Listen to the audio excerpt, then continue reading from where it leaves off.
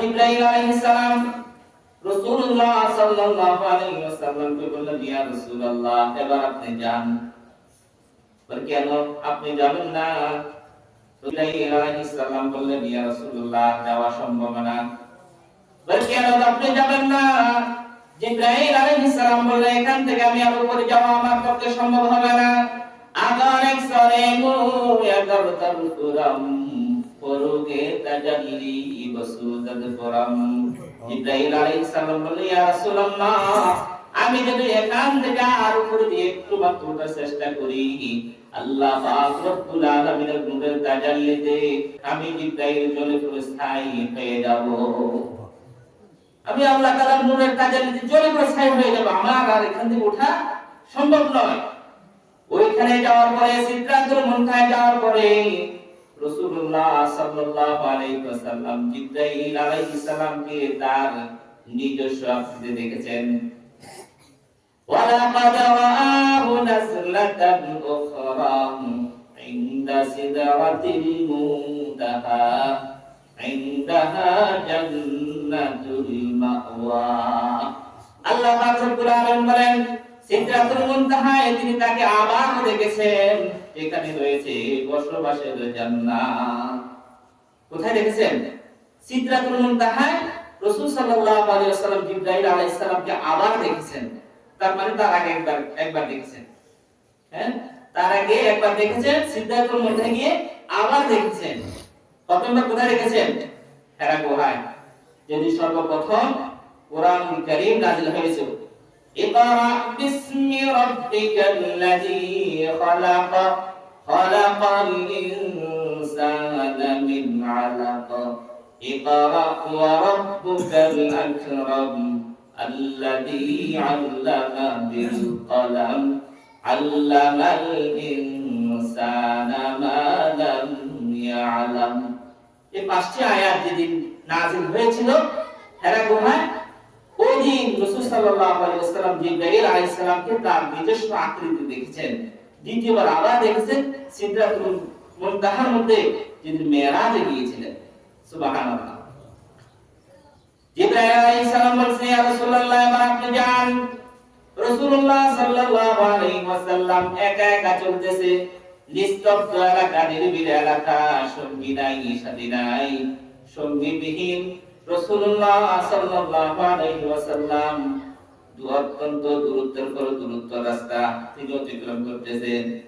এই গমনে রাসূল সাল্লাল্লাহু আলাইহি ওয়াসাল্লাম আল্লাহ পাক রব্বুল আলামিনের অনেক নিদর্শন দেখেছেন।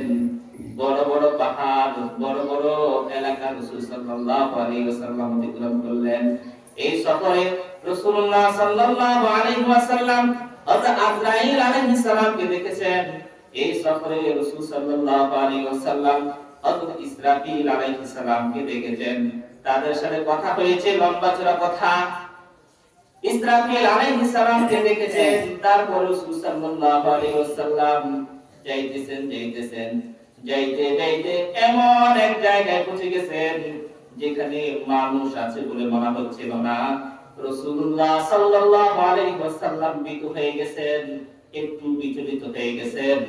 গায়ের থেকে আওয়াজ আসছে, ইয়া রাসূলুল্লাহ, আপনি ভীত হবেন না, বিচলিত হবেন না, আপনি আরশে আজিমের সামনে আছেন। সুবহানাল্লাহ।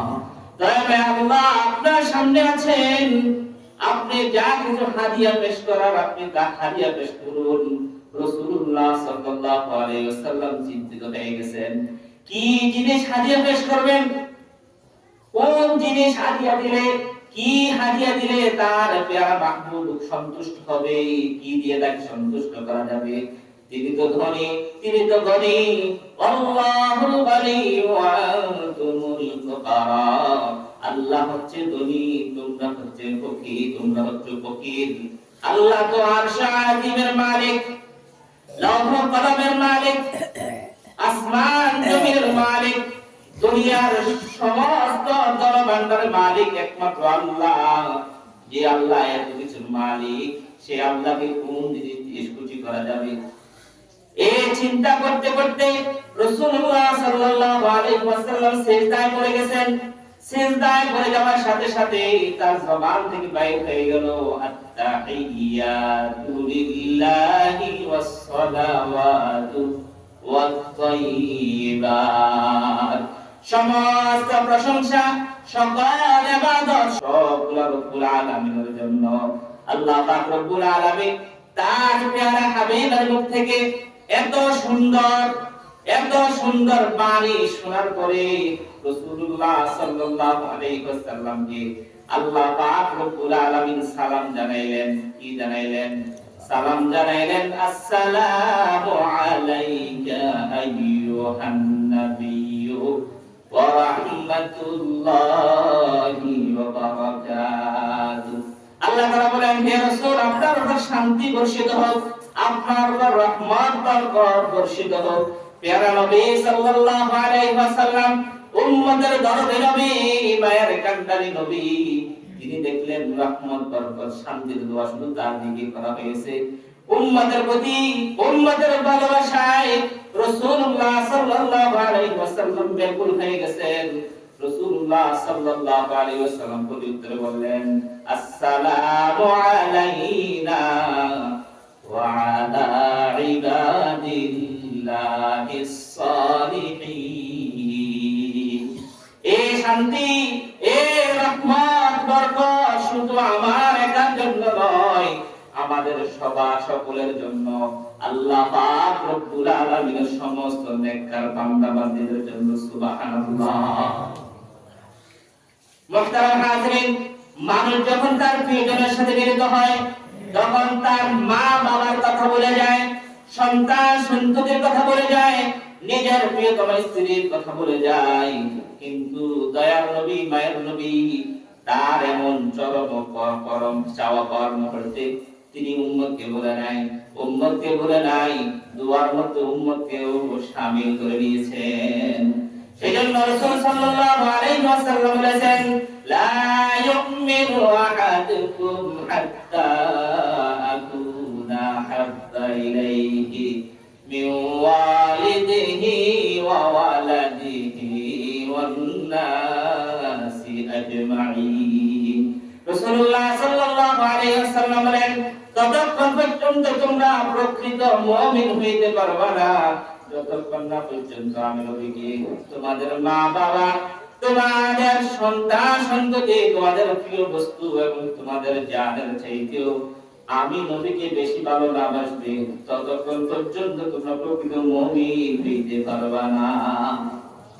মুহতারাম হাজিরিন, প্রেমিক প্রেম সম্পদের গভীর আলাপ, ভালোবাসার আদান প্রদান রাসূলুল্লাহ সাল্লাল্লাহু আলাইহি ওয়াসাল্লামের উম্মতের প্রতি দরদ ভালোবাসা দেখে আরশ বহনকারী ফেরেশতা চিৎকার করে বলতে লাগলেন, আশহাদু আল্লা ইলাহা ইল্লাল্লাহ ওয়া আশহাদু আন্না মুহাম্মাদান আবদুহু ওয়া রাসূলুহু।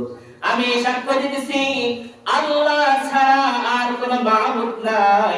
আমি আরো সাক্ষ্য দিতেছি মুহাম্মদ সাল্লাল্লাহু আলাইহি ওয়াসাল্লাম আল্লাহ তাআলার বান্দা ও রাসূল।